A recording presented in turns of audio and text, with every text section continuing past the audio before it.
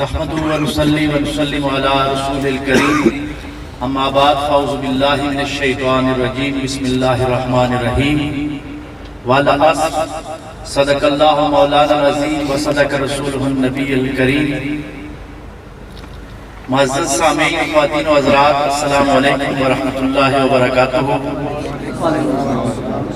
آج ہم professor doctor Tahir al-Qadri صاحب دامت برکاتہ العالیہ کی 72ویں سالگرہ منانے کے لیے یہاں جمع ہوئے ہیں، جس کو قائد ڈے کے نام سے بھی یاد کیا جاتا ہے، اور ہم سب کی خوش قسمتی ہے کہ آج ہماری اس خوبصورت بزم میں تحریک منہاج القرآن ضلع مری کے صدر جناب محترم الطاف عباسی صاحب اور تحریک منہاج القرآن مری کے نائب صدر محترم مقام جناب امتیاز علوی صاحب اور ویمن لیگ کی سرپرست مسز امتیاز علوی صاحبہ بھی خصوصی طور پر اس محفل میں تشریف فرما ہوئی ہیں، اور میزبان محفل اس ادارہ کے روح رواں جناب حافظ اختر صاحب قادری دامت برکاتہ العالیہ، اللہ تبارک و تعالی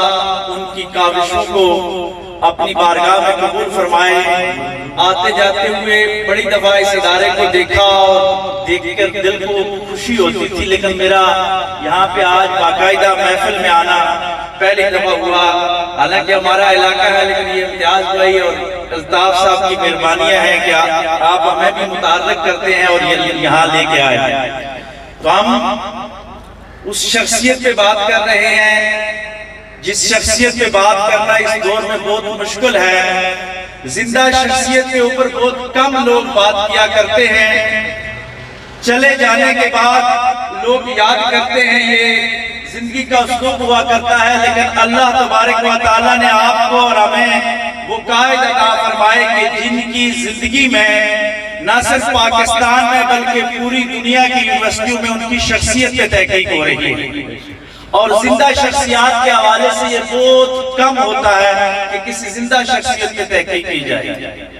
وقت بھی کیونکہ کم ہے تو میں بات کو انتہائی مختصر انداز کے ساتھ سمیٹنے کی کوشش کروں گا کہ ڈاکٹر طاہر القادری صاحب کی جو شخصیت ہے وہ منہاج القرآن ہی ڈاکٹر صاحب کی شخصیت ہے، اور منہاج القرآن کیا ہے؟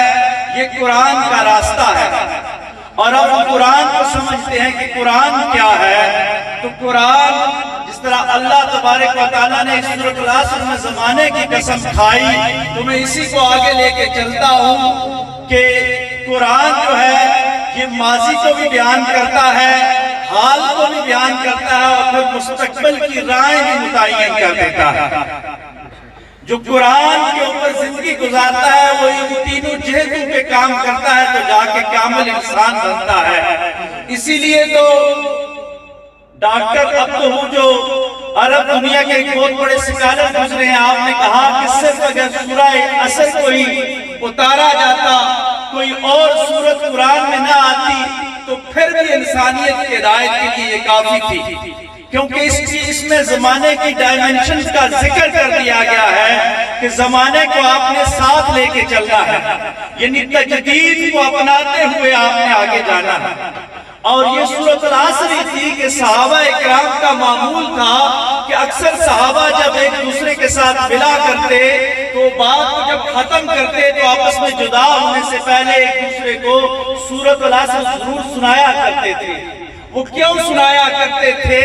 کہ ہم نے جمود کا شکار نہیں رہنا، ہم نے ماضی کے قصے کہانیوں میں نہیں رہنا، اور حال کے مسائل میں نہیں رہنا، بلکہ سوشل میڈیا پہ شدت پسندی کی انتہا ہے۔ اور میں ذاتی طور پر ڈاکٹر صاحب سے اس بات سے بہت زیادہ متاثر ہوا کہ میں نے دیکھا کہ لوگ ان کو گالیاں دیتے رہے، لوگوں نے کیسے کیسے رقیق ترین حملے کیے آپ کی ذات پر، لیکن آپ نے بدلے میں حضور علیہ السلام کا نبی اسوہ حسنہ اپنایا۔ میں آپ کو سمپل ایک بات بتاتا ہوں کہ اگر کوئی شخص یہ کہے کہ میں دین کا کام کر رہا ہوں یا دین کی تبلیغ کر رہا ہوں تو آپ اس کی زبان دیکھیں کہ اس کی جو زبان ہے وہ حضور علیہ السلام کی سیرت کے مطابق ہے یا نہیں ہے۔ اگر اس کی بات چیت حضور کی سیرت کے مطابق ہے تو آپ چلے جائیں، یقیناً اس کے اندر اخلاص ہوگا. لیکن اگر وہ گالیاں دے رہا ہے، اذہان بک رہا ہے کسی کے خلاف بھی، یعنی مسلمان کے خلاف نہیں. آپ قرآن کو اٹھا کے دیکھیے کہ موسیٰ علیہ السلام کو اللہ تبارک و تعالیٰ کہتے ہیں کہ موسیٰ تو فرعون کے پاس جا رہا ہے تو نرمی سے گفتگو کرنا. ہو سکتا ہے اس کے اندر ہدایت کا نور پیدا ہو جائے، لیکن آپ دشمن سے بھی بات کریں اس انداز کے ساتھ بات کریں. میرے نبی علیہ السلام نے 23 سال میں دنیا کے اندر یہ میسج دیا، لیکن پیار کے ساتھ، امن کے ساتھ، عاشقی کے ساتھ. اگر آپ کسی کو گالیاں دیں گے تو بدلے میں آپ کے نبی صلی اللہ علیہ وآلہ وسلم کی ذات کے حوالے سے بات آئے گی. اس لیے میں خوش قسمتی اپنی سمجھتا ہوں کہ اللہ تبارک و تعالیٰ نے ہمیں اعتدال کا امام عطا فرمایا ہے. بس اعتدال کا راستہ نہ چھوڑیے گا، اور کبھی بھی یہ جو فصلی تحریکیں ہوتی ہیں بعض اوقات ان پہ بڑا جوبن آتا ہے. میں اگر اپنی جٹ کی زبان میں سمجھاؤں تو جسم پہ جب سوجن آ جاتی ہے نا تو بندہ موٹا نہیں ہوتا، وہ سوجن ہوتی ہے جسم پہ. لیکن لوگ سمجھتے ہیں کہ شاید یہ موٹا ہو گیا ہے، طاقت میں ہے، لیکن سوجن ہوتی ہے. اسی طرح جو تحریکیں ہوتی ہیں، کچھ تحریکوں پہ عالمی اور بین الاقوامی حالات کی وجہ سے سوجن آ جاتی ہے. وہ اپنا چورن شدت پسند انداز کے ساتھ بیچتے ہیں اور وقتی تو بک جاتا ہے، لیکن جب زمانے کی اس پہ ہوائیں آتی ہیں، آندھی آتی ہیں، تو اصل وہی رہ جاتے ہیں جو کربلائی مشن پہ ہوتے ہیں، وہ جو 313 کے راستے پہ چلنے والے ہوتے ہیں. بس یہی پیغام ہے کہ اعتدال کا دامن نہ چھوڑیے گا اور اپنے مشن کے ساتھ ثابت قدمی سے رہیے گا. اللہ تبارک و تعالیٰ ہم سب کا حامی و ناصر ہو. وآخر دعوانا ان الحمدللہ رب العالمین.